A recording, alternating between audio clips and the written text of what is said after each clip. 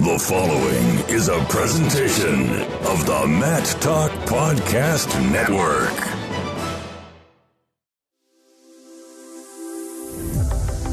This episode and every episode of the Short Time Wrestling Podcast was brought to you by the generous and awesome support of listeners like you. Do your part and go to matttalkonline.com/join the team and make your monthly pledge. You'll get some cool rewards and perks like access to my Matt Talk Online statistical almanac, digital preview guides, and even some cool swag like shirts, hats, and pint glasses. matttalkonline.com/join the team.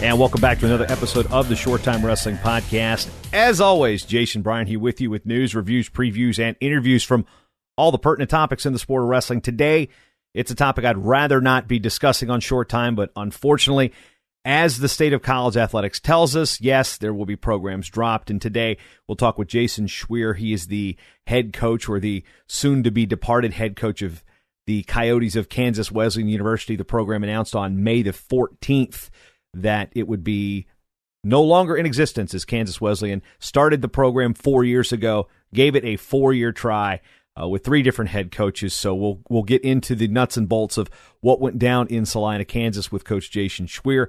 And before we get to that, I do have a question for the group. Yes, question for you, the listener. Question for you, the subscriber. Question for you, the patron. For the last almost 6 years, Short Time has had a few different formats. It started out with what is now the Short Time Shots, which I will pick up next season, but it's kind of jumped around between interview show, live event show, press conferences. You know, we had the officially speaking kind of thing. And what I want to get into is more of the storytelling, historical, fact-finding kind of narrative pieces that I'm doing with the Little Rock show. And if you have not heard Rocked Up, which is the show I'm doing chronicling the foundation and formation of Arkansas's first Division I wrestling program at the University of Arkansas Little Rock. That's at getrockedup.com. That is a serialized show. So you listen to that 1, 2, 3, 4, 5, like you do Serial if you've listened to other podcasts. So that type of storytelling, so to speak. You know, I've had people reach out to me like, hey, why don't you tell the story of this? Why don't you tell the story of that? And I think it might be a better usage of my creativity and my journalistic background to come up with more complete stories than just, say, a 45-minute interview. Now, that is where I'm coming up with, what do we do here? Do I keep the interviews? Do I scale them back? Do I do 1 a week? Do I do 2 a month? Do I do 2 storytelling shows, 2 interviews? Do I try to chase down current events, whereas there are shows on this network at matttalkonline.com that are getting the same guests that I would like to get, like On the Mat with Kyle Klingman and Andy Hamilton from Track Wrestling, which formerly was of the Dan Gable Museum. That's going to have good, timely guests. Up in Pennsylvania, the PA Power Guys, they're going to have good, timely guests for Pennsylvania. There are my team shows, Old Dominion, Virginia Tech, NC State, they're going to have good, timely guests. So the thought is, spend time developing more stories and interviewing, you know, bundled type of shows, and then also come out with the interview series. Now, the question is, do you want to hear them on the same feed? Do you want to hear the same type of show consistently? Do you want it only to be storytelling or that type of fact-finding historical piece? Or do you like the mix of interview one show, different topic the next? That you like almost a free-flowing, free-form type of format with Short Time. So I'm asking you to tell me what you would like to hear on this particular show, the Short Time Wrestling Podcast. If you are listening to this on the Master Matt Talk Podcast Network feed, you get everything anyway. So the formats of those shows change. But if you are specifically a listener to Short Time and have been since November of 2013, or if you have been since November of 2018, doesn't matter. I want to know the format you would, 1, prefer to hear, and 2, any type of things that would be distracting to you. Would you not like to hear something? So that's kind of my pitch. I'm asking you, hit me at jason@bryantwrestling.com or the contact form on the website at matttalkonline.com or on Twitter at Jason M. Bryant. I'm always trying to evolve and try to make things fresh and keep things current, but also be able to use what I've been digging through historically and make it current. There are so many projects that I want to do with this medium of podcasting. Now we've got almost 50 shows that have come and gone. We've got we got kids, Sam Herring and Jude Swisher, they're 12 or 14. They've started a podcast. It's fantastic to listen to, the Home Mat Advantage, if you've not checked it out yet. But there's something about Short Time, because this really was the flagship. This is the show that reintroduced, or actually introduced really this medium, because while there were other wrestling shows, Short Time was really the first wrestling national primary focus type of show. And then Mat Talk Online is the world's largest audio on demand wrestling network. So I don't want Short Time and the flagship program of this network to kind of be an afterthought. I want to be able to do something artistic with it and creative with it. And that's where, again, I want your feedback. So Jason@BryantWrestling.com, at Jason M. Bryant on Twitter. My DMs are open. Contact me on Facebook if you're a Facebook friend of mine, Mat Talk Podcast Network on Facebook. I want to know what you want to hear and what you specifically, more importantly, don't want to hear, because I look at this show as, what would a fan think? What would I do? Why am I here? What can I educate you? This show today, you're going to hear more about Kansas Wesleyan University than you will ever hear again about Kansas Wesleyan University, unless you live in Salina, Kansas. So that's kind of the piece. That's kind of the pitch.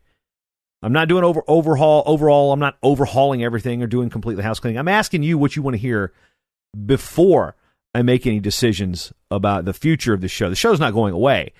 The question is which format do I want to take it? Do I want to spend more time doing enterprise pieces in a storytelling fashion or serialized fashion? Do I want to know the story? I mean, I had a couple people send me some great ideas that, I want to put out there. I don't want to put them out there right now on this show because I don't want to, necessarily throw what I'm doing out there so it can be picked up other places, or, because there's certain things I like to surprise people with. But I've had great ideas that I've not been able to implement because I feel like I got to get the show out. I got to do 2 interviews a week. I got to keep up with it. What do you want to hear? Let me know. Now, as always, I'd like to thank you for spending your time with me, because you've always got time for Short Time. Here's Jason Schweer and Kansas Wesleyan's plight, so to speak. Another episode of the Short Time Wrestling Podcast. Today, talking with Jason Schweer, the, newly departed or departing head coach at Kansas Wesleyan University, which announced on May the 14th it would be discontinuing the varsity wrestling program after just 4 years.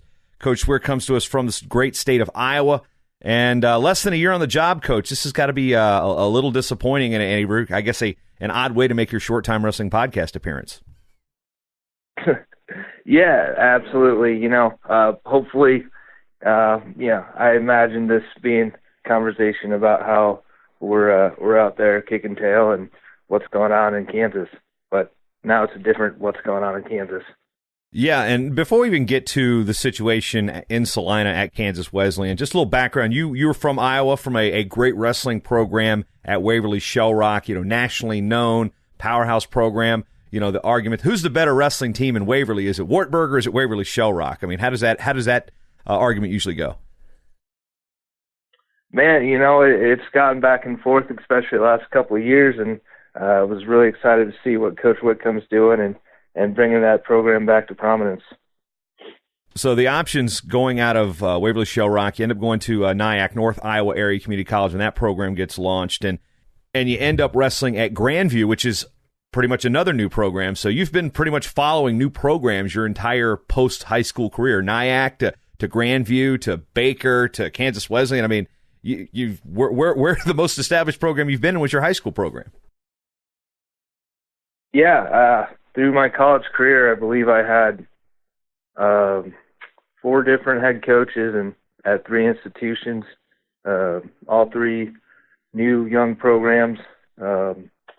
I don't know. It definitely wasn't planned to follow the new program bug, but it's led me to where I am.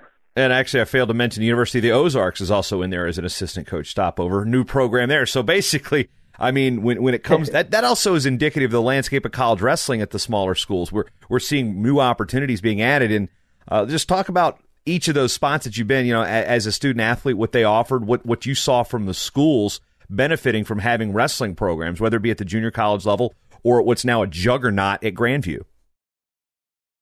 Yeah, so we'll start at Nyack, launching a new program, hour from home.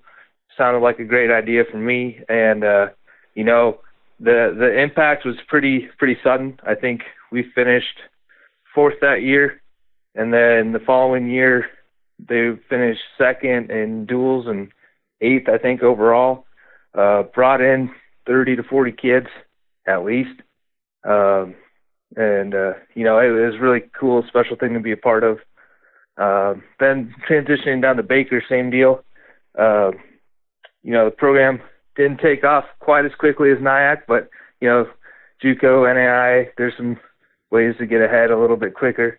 But the sudden impact was, it was unbelievable at Baker. I think I still have the posters, and there's probably 60 guys on each one of those. And so it was a cool experience, kind of get away from home, go see what else is out there. I know a lot of people don't go to Kansas to see what else is out there, but it was a good opportunity for me. And then being from Waverly, I had the connections with Mitchell and Reedy up there at Grandview, and got to finish up my career with my buddy Eric Thompson. So who thought that was going to happen? And figured that was the best way to go out. And we've all seen what they've been able to do there in Des Moines. It's pretty remarkable. So being part of that, and then getting to help out after graduation, really set me up for success and kind of lit that coaching bug. So when did you decide to become a coach? You say that spending that time in Grandview kind of lit that fire on the coaching bug, but where was the first opportunity? You remember the first place you applied? I think it was Ozarks was my first actual application. There wasn't a formal interview at Grandview. It was just like, hey, Mitchell, can I come roll around a couple times? And then that kind of developed into getting more involved, taking guys on trips, learning some of the background stuff. But yeah, I think Ozarks was the first one I formally was like, let's see what we can do. And was that with Leroy, or was that with the previous coaching staff? Yeah, I started with Coach Zastro in year 2 of the program, and then that was all a comeuppance, as well as Jason had to take off, and then there was like, oh man, am I going to be a head coach right now? And thankfully, Mike Moyer and everybody else involved kind of pounded down Leroy, and it was the perfect fit for that program. Yeah, another heavyweight that spent time in Waverly. Imagine that.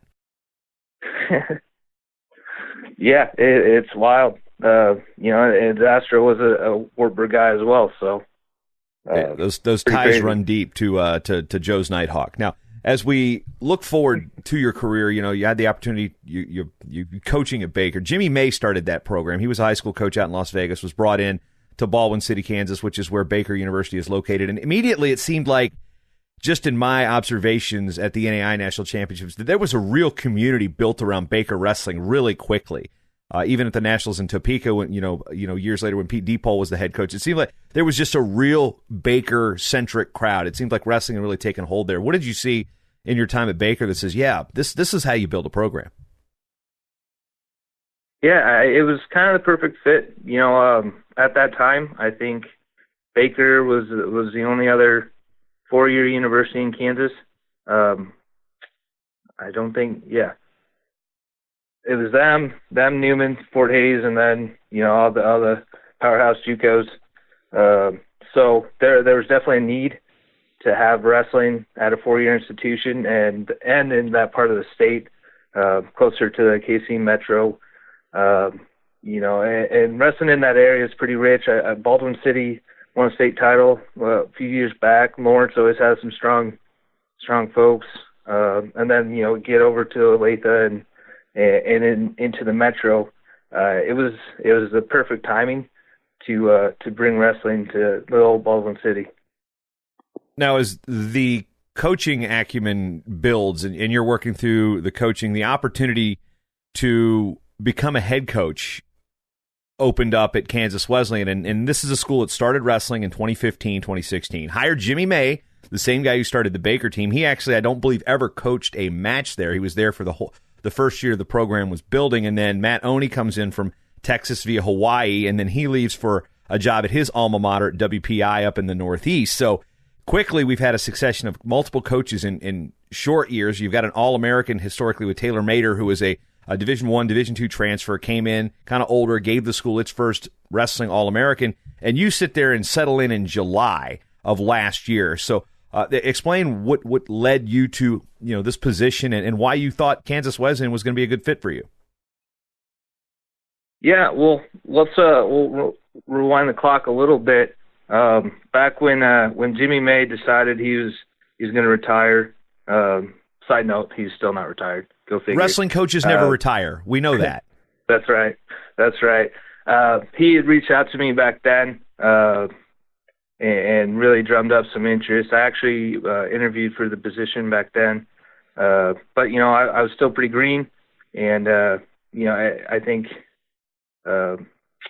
administration was looking for somebody that had a few more miles on them, that had some expertise, and had been coaching longer than whatever my 6 or 7 years was intermittently. So ended up not getting that gig and returning to Ozarks back then. And it was the right decision at the time. But then fast forward to last spring, I saw that Coach Oney had taken that position. I was like, man, I wonder what they're going to do. So, I admittedly was a little bitter and, hadn't really considered taking the position. And then, lo and behold, Jimmy May gives me a call, says, hey, would you be interested? So, talked with Leroy and I was like, yeah, I'll go up there and find a way to say no politely. And I couldn't. It was the right fit. The packaging that they were going to work with me on seemed right. Salina is an awesome little town, and it checked all my boxes, and I was fired up. I think this was a spot for me, but stuff happens. Even on Twitter, as the announcement came on May the 14th that the school was going to discontinue wrestling, Nick Nothern, who's as he said on Twitter, a native Salina, and his mom was a KW alum, he said that, this is one of those places that, did it give it support? Is there adequate support? And then, Aaron Swayze, who's been on this show, a big advocate for small college wrestling, says that Salina is a great place to grow wrestling programs. So I guess the first thing I'm wondering is, what did you get for support when you first stepped on campus last July? And was there any indication that the I guess in this case it's an experiment, because 4 years is hardly long enough to develop any type of alumni base or fan base. So, just kind of take us through the timeline of when you arrived after you could not politely say no. Everybody speaks highly of the community. So I guess kind of fill in the blanks here from now until, from back then. Yeah. So there's still some time left in the recruiting cycle. There were people still interested, and objective number one obviously was to get to campus and get to work on trying to snag a couple more guys, and I was able to grab two more to get the year kicked off. So I was feeling pretty good, and support wise, it's been great, honestly. I know they made some concessions and gave me a little bit more money to work with scholarshiping wise than what I had originally signed on with. So, at that point I'm like, hell yeah, let's do it. And, get to work and you kind of learn the rules of the game and you play the game. So we got to work recruiting and spreading the word. I was hustling, getting to tournaments that, maybe I didn't need to get to, but to me, it's important to get in front of people, let them know that I'm here and that Kansas Wesleyan is a thing. I actually remember going to a recruiting combine in Kansas City, and all the coaches get a chance to talk and, say their piece. And my first my first comment or whatever was, by show of hands, how many of you guys have heard of Kansas Wesleyan? And maybe there were 6 hands that went up out of, 200. So, and very few of them probably had anything to do with wrestling. They may have just heard of it because they're from there. Right. Yeah. So that kind of helped solidify my understanding of where Kansas Wesleyan stood in the wrestling community. And, again, that just kind of lit the fire to get out and get in front of people. And, I took every opportunity that I could to hit the road, on our off weekends or, over break, get into tournaments and all that stuff. So, I think we were on a good pace to get where we needed to get to. Having been through a number of startup programs, you've seen firsthand what it takes to bring kids in to an environment that has no tradition.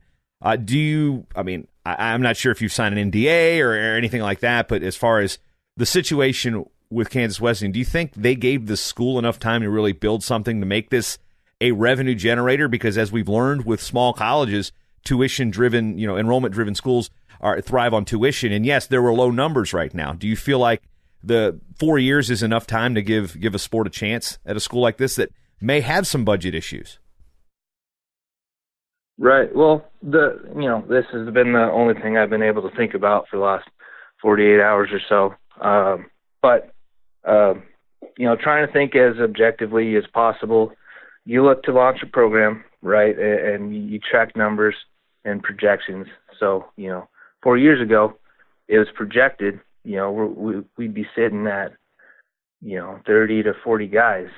And so you look at that, and then you look at kind of the loss of not hitting those numbers year after year and do the math and run the figures. I mean, I think, unfortunately, the program was just at a point where it was going to take another, X amount of years to make up all those losses on top of bringing in, new revenue. So that's the most objective way I can kind of wrap my head around it. And I honestly think that was kind of the case. Right now, we're sitting here, like you said, 24 to 48 hours after the announcement. Is there a fight to save this thing? I mean, first of all, where did the decision come from? I'm hearing it came from over top of the athletic director. I hear this came from the president and that side of things. I mean, explain where the cut came from, how you were informed, and was there any potential solution in saving this program? Yeah, so I roll into the office Monday and talk with the AD. Hey, you got time to meet at 1? And whatever. Cool. Yeah, I can do that. And do I need to prepare anything? Nope. So I go knock out a workout, hit the phone a couple times, and one rolls around and AD informs me the president's going to be joining us. So right away I'm thinking, well, this is either going to be awesome or it's going to suck. And it was the latter. Basically, the president informed me, at the end of the day, the bottom line isn't getting hit. The enrollment has suffered, and to help save and help everybody else out, essentially, we will be discontinuing wrestling. So, and after that, I kind of blacked out, so I can't remember the exact things that were said. But it was a very short, brief conversation. And to your question, I don't think this is something that can be saved. So what's this do for you? I mean, how was your contract set up? I mean, is this something where you had a guarantee? I mean, how does this work for you? I mean, you have a family. I mean, there's a lot of personal things that go along with you're basically saying, hey, guess what? You're out of a job now. Yeah. So they agreed to pay me through the end of June, which would be the end of the fiscal year. So, that's not a lot of time per se, but it's also enough time for me to figure out what the next move is and get to getting. But thankfully, I'm impossibly single, so moving around is pretty easy for me to do. And it's something that I'll probably be heading on out here sooner than later. When we look at this school, I mean, what was the wrestling room situation like? I mean, what were the facilities? What were, before all this came down? I mean, there was obviously work to do and growth that could be had, but what were some of the limitations that you felt were not really limitations? Yeah, I think up until last year, the guys had to roll out mats every day and split time in our auxiliary gym with 6 or 7 other programs that are trying to get stuff done. Then last year they found essentially just like a mechanic shop off campus that we could lay down the 2 mats. And it was a really solid facility for what it was. Not having to split time or share with anybody else. We had the 2 mats.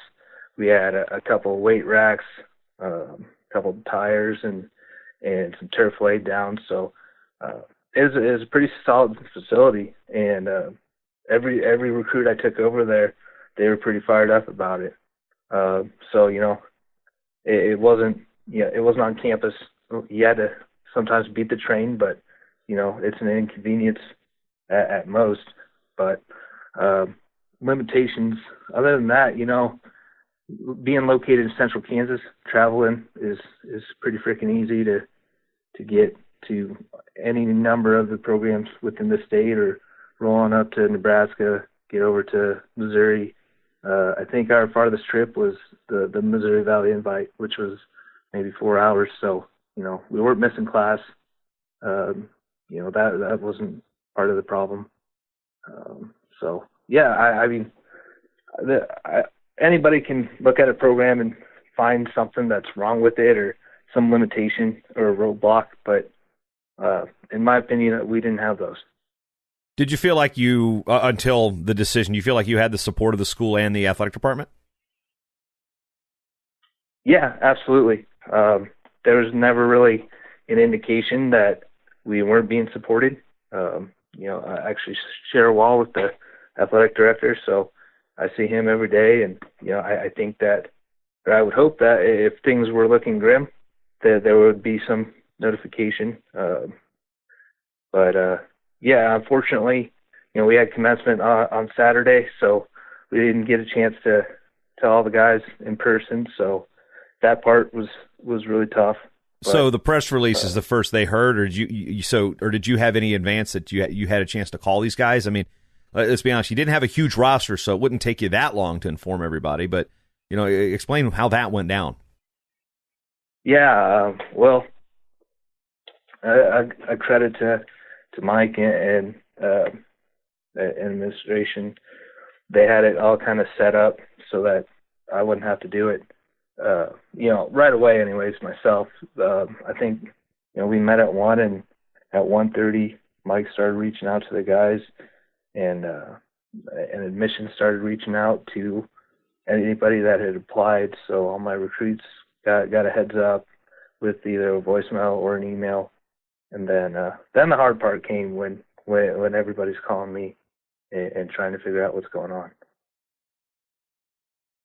So I guess the obvious question though is numbers. I mean, Jimmy May, guy brought big numbers at Baker. Matt Oney, had really good numbers at Wayland Baptist with the women's program, and had really good numbers bringing kids out when he was a high school coach in Hawaii. Now seeing a pretty good success as he's taken over the program at WPI. You get thrown in there less than a year. So what do you think the problem was with actually getting kids on campus? I mean, or was it injuries? Was it, why forfeits? Why not a full roster at the regional championships? I mean, what are some of the things that really do you feel hampered the growth of the roster and kind of made this decision, okay, maybe a little easier from an administrative perspective? Okay, we've got a sport here that's not bringing in any tuition revenue. Right. Yeah, I mean, it's obviously got to suck. I mean, I don't, there's a lot of things that, hindsight's always 20/20, but I mean, just speak on that for a bit. Yeah, absolutely. I mean, what we saw is what I arrived to campus to. A couple of guys fell off. that didn't know what they were getting into, or, decided that they were done with the sport. I think I started with 10, so I brought another guy in that semester. We had to wait around for the eligibility center to get him cleared. And by that time, I think we had one event before the regionals. So I was like, let's just save your year. I can't speak on behalf of my predecessors or what challenges they ran into. I think, like I told you earlier, that they made some concessions for me to do everything I can to get things going, and I imagine some of those concessions weren't made previously, as far as increasing my athletic money. I had a GA, so that was good. That didn't happen until I think December of last year, so got help in that regard. And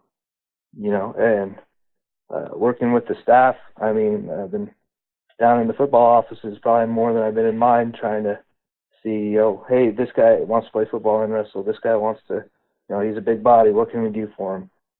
Trying to work angles with the other sports. A couple of runners, like, hey, track, can we work something out with this guy? And I don't know. I honestly don't know what the challenges were for them. I think for me, like, the biggest challenge I'd say is the program being where it was at when I took over, and kind of almost an oversaturation of college wrestling in Kansas, which that's a great problem to have. That there's a wrestling program every 50 miles one way or another. That's awesome, and I love that that's a thing that was happening. But that now you're knife fighting 16 other programs for the same kid in state, and then competing with everybody else out of state and all the other schools everywhere else. But yeah, I don't know what could have been the biggest trouble that they were seeing, but I didn't see it.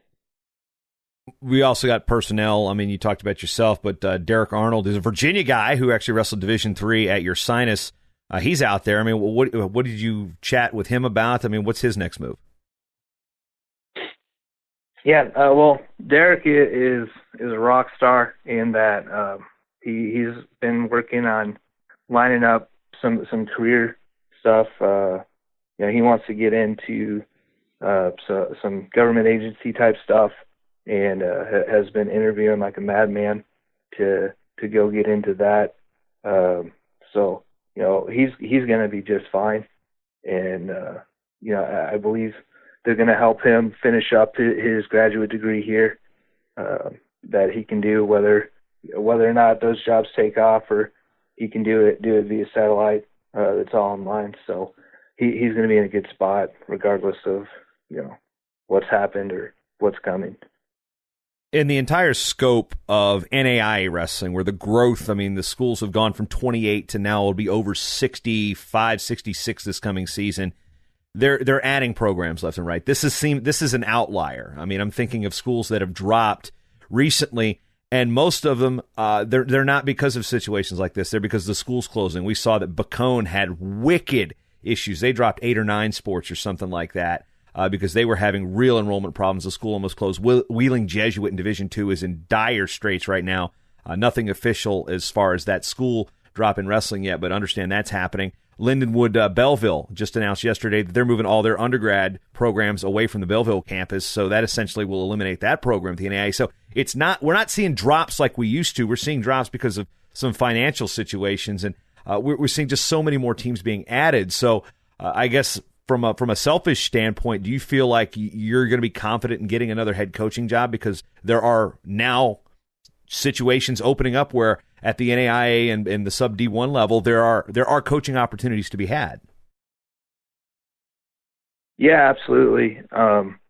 I think Mike Moyer is a call that will be made today to see where he needs me and what opportunities are coming down the line, that if I need to go take a year assisting or whatever the case is to get lined up to go help wrestling continue to grow.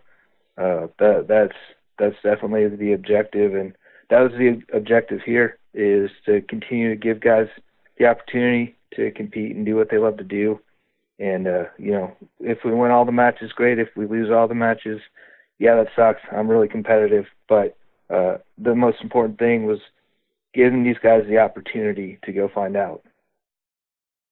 I want to look at the state of Kansas as a whole, because I don't believe this is an indictment on the growth that we've seen there. They just added girls high school wrestling as a sanctioned sport. We've got, we went from just the junior college teams in Fort Hays essentially to adding Newman, over a decade ago. Now we've added, NAIA schools across the board, women's programs.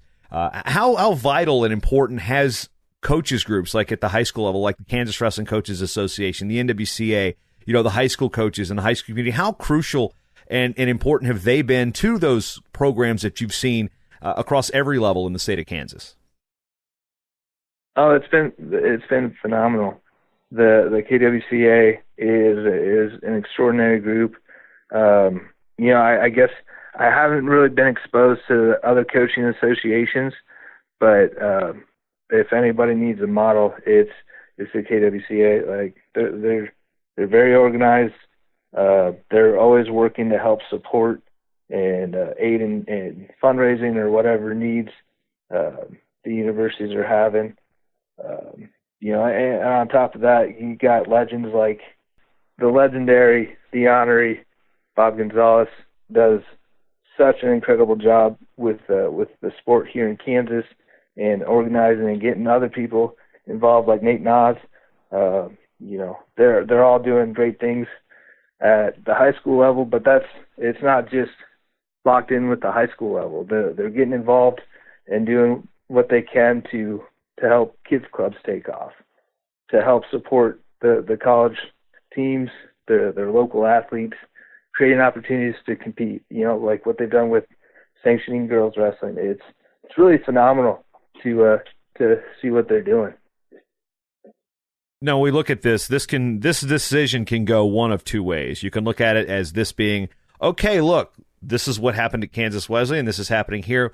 We can decide to follow their lead. Or you can look at this as a learning experience, no matter whether it's your next position or just the schools in Kansas as a whole, because as active as the wrestling community is in that state, there will be another program added sooner than later. So what do you think the learning curve here, or the lesson is in this entire situation with Kansas Wesleyan, that you can make sure that's not going to be repeated at future institutions within the state or any school at this level? Yeah, I think the greatest lesson to take away from this is, be where your feet are. If you're going to start something, make sure that you're doing it the right way. Get insight, get people involved. Drum up that support early, because it's hard to go find it once you're a year or two in. Get people excited about it. And like I said, people in Kansas, they're wild about the Jayhawks and the Wildcats or whatever, but the real Kansans are crazy about wrestling. And it's getting the community involved, letting them be a part of everything, and personnel. You got to go find the right guys that want to do it, that want to do the small stuff, the little things, working 80 hours a week to get things going, and also staffing those programs with GAs, with assistants, helping identify volunteers, all that stuff. All the support helps. You can never have too much support, and I think, you look at Grandview, there's so much support there within the institution, within the athletic department, within 17 odd assistant coaches that take time out of their day to go love on and help those kids get where they need to be. It all stems from support. And if schools are going to start something, they got to make sure the support's there. How hard is it to not look at this as your failure, or do you kind of look at this as your failure? How does this affect you personally in terms of being the psyche of a wrestling coach? Yeah, I mean, talk about your biggest nightmare. It was something that it was always in the back of my mind, but I didn't think it was going to happen this soon, if it was ever going to happen.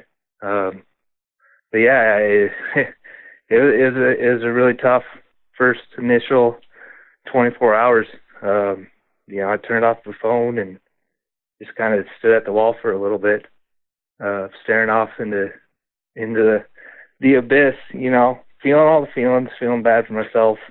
But, you can only dwell on that stuff for a minute because, I got kids to place, get my recruits to a home where they can be successful and find a fit and, being there for my guys. And that's helped me a lot.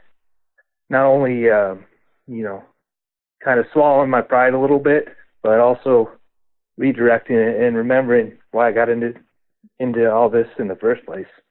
And that's helping these young men become leaders and get where they need to be. Has there been enough time for you to come across any feelings of bitterness, or betrayal, or is that just something that's just like you're not even to that point yet?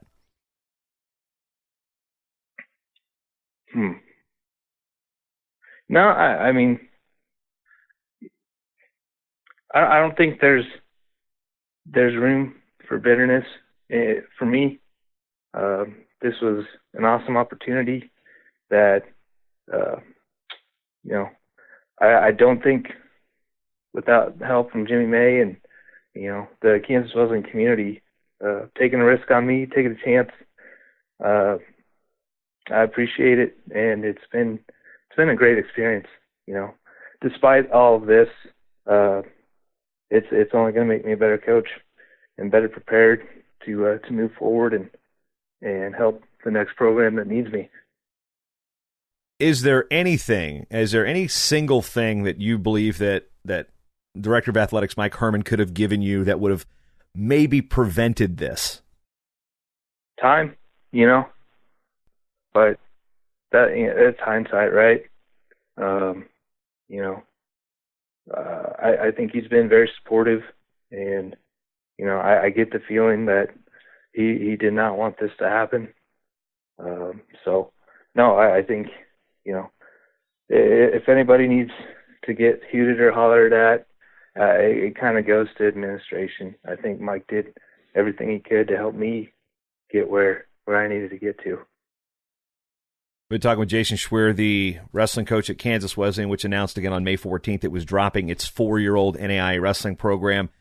Jason, if is there anything else you want to speak on this in regards to where you're going, where these kids are going, anything we haven't touched on that you feel is important to, again, maybe as a learning situation, or, I'm not trying to get a gotcha here and get you to trash talk anyone, but what's I guess the finality for you? What do you feel like you have to say on this that hasn't already been addressed?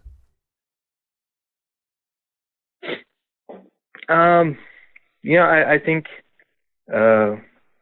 just to speak to everybody that's viewing this and getting upset, rightfully so. But at the end of the day, it's a business, and a decision had to be made. You can blame me all you want.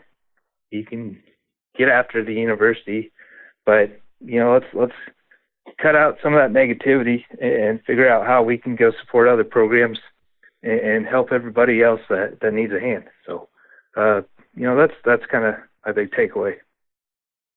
And if they want to get a hold of you, he is at Jason Schweer, SCHWEER, Schweeriously on Twitter. One of the better Twitter coaching handles we've seen over the years. But hopefully next time we have you on the show, we can be talking about your latest success versus this is probably one of the darkest moments in wrestling that any coach can have. But appreciate you coming on the show and talking about it. And I say this with all respect and admiration. Best of luck in your future endeavors, because it's something like you said, wrestling coaches don't retire ever. So I got a hunch that you've got this coaching bug. You're going to be on the bench somewhere in real short time.